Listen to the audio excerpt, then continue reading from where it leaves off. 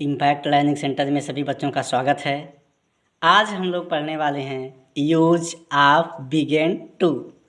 Begin to का use मुझे जहाँ तक उम्मीद है कि ज़्यादा से ज़्यादा बच्चे जानते होंगे, लेकिन फिर भी मैं अपनी भाषा में कुछ आपको बताना चाहता हूँ कि बिगिन टू का यूज हम कब और कहाँ करते हैं।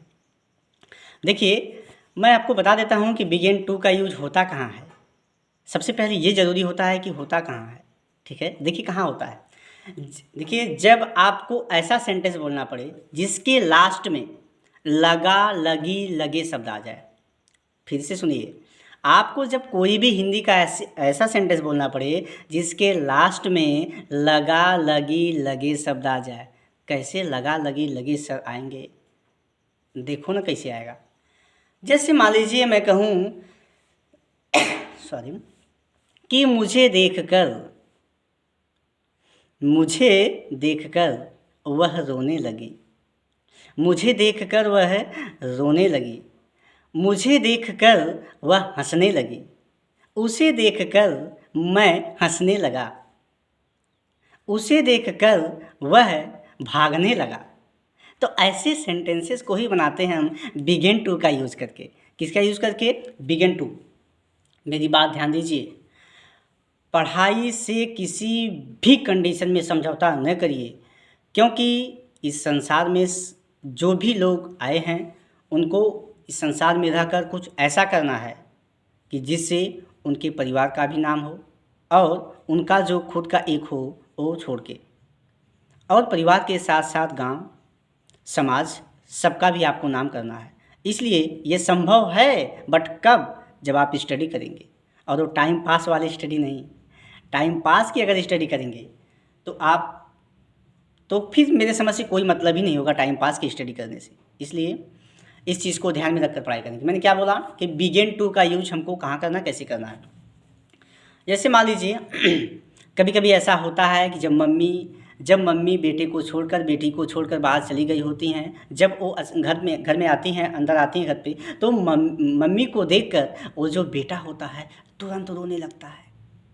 तो हम कहेंगे कैसे कि मम्मी को देखकर बेटा रोने लगा, मम्मी को देखकर बेटी रोने लगी। कभी कभी होता है कि मम्मी को देखकर, पापा को देखकर बच्चे बहुत ज़्यादा खुश हो जाते हैं, ठीक ना, मुस्कुराने लगते हैं, हंसने लगते हैं, ठीक ना। तो हम कह सकते हैं कैसे कि मम्मी को देखकर प्रिया हंसने लगी। मम्मी को देखकर प्रिया हंसने लगी। श्रेया को देखकर रिया हंसने लगी या मुस्कुराने लगी। कुछ भी देखते हैं कैसे बनाएंगे। हम लिखेंगे use of begin to. Use of begin to. Use of begin to. अब आपको पता हो गया कि आप लगाएंगे कैसे। देखिए, सबसे पहले आपको लगाना है सब्जेक्ट। अभी मैं सिंगल सेंटेंस बताऊंगा, फिर उसमें आपको थोड़ा सा जोड़ना पड़ेगा। क्या जोड़ना पड़ेगा उसको बताऊंगा। सबसे पहले आप लगाएंगे सब्जेक्ट, और सब्जेक्ट के तुरंत बाद कुछ नहीं लगाना, बस बिगिन टू का यूज कर देना है। सब्जेक्ट लगा दीजिए बाबू, इसके तुरंत बाद बिगिन टू का यूज करिए ना। इतना परेशान होने की क्या जरूरत है। सब्जेक्ट लग गया, इसके बाद लगाइए बिगिन टू, बस हो गया। अब ध्यान दीजिए, बिगिन टू के बाद आने वाली सभी वर्ब्स वर्ब की फर्स्ट फॉर्म में आएंगी। किस फॉर्म में? वर्ब की फर्स्ट फॉर्म में। मतलब कि सेकंड फॉर्म मत कर देना, थर्ड फॉर्म मत लिख देना। बिगिन टू के तुरंत बाद वर्ब की फर्स्ट फॉर्म। तो begin two plus V1, begin two plus V1। अब इसके बाद आप फुल स्टॉप लगा सकते हैं। तो पहले हम सिंगल सेंटेंस देख लेते हैं। जैसे हमने कह दिया कि वह हंसने लगा, इस सेंटेंस में आया है लगा, तो हम इसको कैसे बनाएंगे? कहेंगे ही बिगेन टू लाफ, वह मुस्कुराने लगा। ही बिगेन टू स्माइल, वह रोने लगा। ही बिगेन टू वीप, वह जाने लगा। ही बिगेन टू गो, वह आने लगा। He began to come. तो ऐसे सेंटेंसेस को हम बनाएंगे। अब देखिए हमको क्या करना होगा। जैसे वह हंसने लगा, तब वह हंसने लगा कि हम अंग्रेजी बनाएंगे ही। सबसे पहले हमारा ही, इसके बाद लगाएंगे बिगेन टू। अब बिगेन टू के बाद हंसने की अंग्रेजी होती है लाफ, तो हम यहाँ पे लिख देंगे लाफ, इसके बाद लगा देंगे full stop. He began to laugh, he began to laugh. Sir ये सेंटेंस मज़ा नहीं दे रहा है, आगे देख लेते हैं, दो सेंटेंस को जोड़ के देख लेते हैं ना, क्या दिक्कत है। देखिए वह हंसने लगा, वह रोने लगा, तो आप बिगेन टू का यूज़ करेंगी। अब इसके बाद देखिए, जैसे मान लीजिए मुझे देखकर वह रोने लगी, या मुझे देखकर वह रोने लगा, या उसे देखकर वह मुस्कुराने लगा, तो कुछ भी एक सेंटेंस लिखते हैं और बनाते हैं। जैसे मान लीजिए हमने लिख दिया कि मुझे देखकर, लिखेंगे मुझे देखकर वह रोने लगी।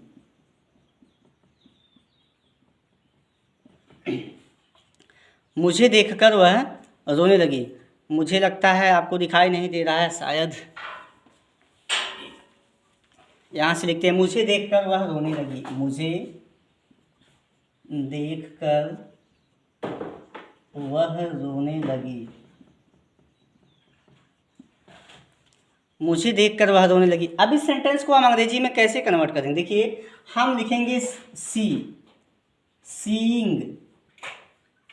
सीइंग का मतलब होता है, सी मीन्स होता है देखना, उसी में जोड़ देंगे आईएनजी, हो जाएगा सीइंग टू मी। अब देखिए आपको कामा भी लगाना पड़ेगा, क्योंकि थोड़ी सी जहाँ पर रुकते हैं वहाँ पर कामा का यूज़ करते हैं। तो सीइंग टू मी, मुझे देखकर। अब क्या वह रोने लगी, किसी गर्ल की बात की गई है, तो यहाँ पे हम गर्ल की लगाते हैं, जो सब्जेक्ट हो जाएगा सी।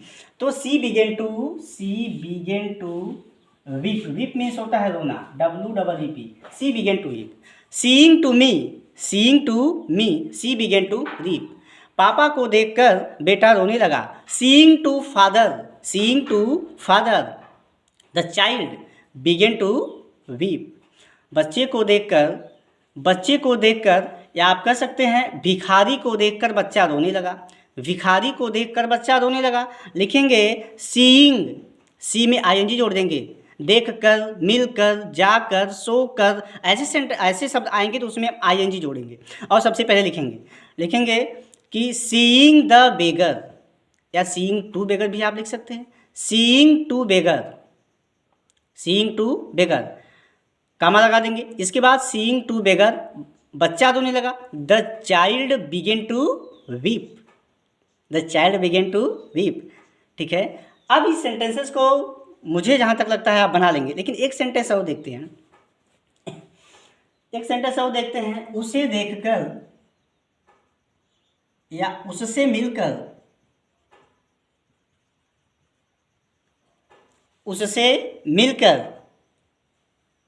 मैं मुस्कुराने लगा।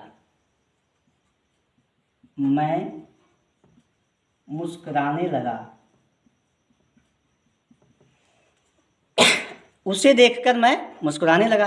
अब देखिए उससे मिलकर, देखकर नहीं मिलकर, उससे मिलकर। अब देखिए मिलना होता है मीट मीन्स, अब उसी में जोड़ना है आपको आईएनजी। तो यहाँ पे कुछ भी करके आए, मिलकर, देखकर, जाकर, आकर, सोकर, तो कुछ भी करके उसमें उसी की फर्स्ट फॉर्म में हम क्या जोड़ देंगे, आईएनजी। और लिखेंगे मिलकर, तो लिखेंगे मीटिंग उससे, तो मीटिंग टू हिम, कामा लगाना पड़ेगा आपको, मीटिंग टू हिम। अब क्या करने लगे, मैं मुस्कुराने लगा। लिखेंगे आई, क्या लिखेंगे, आई।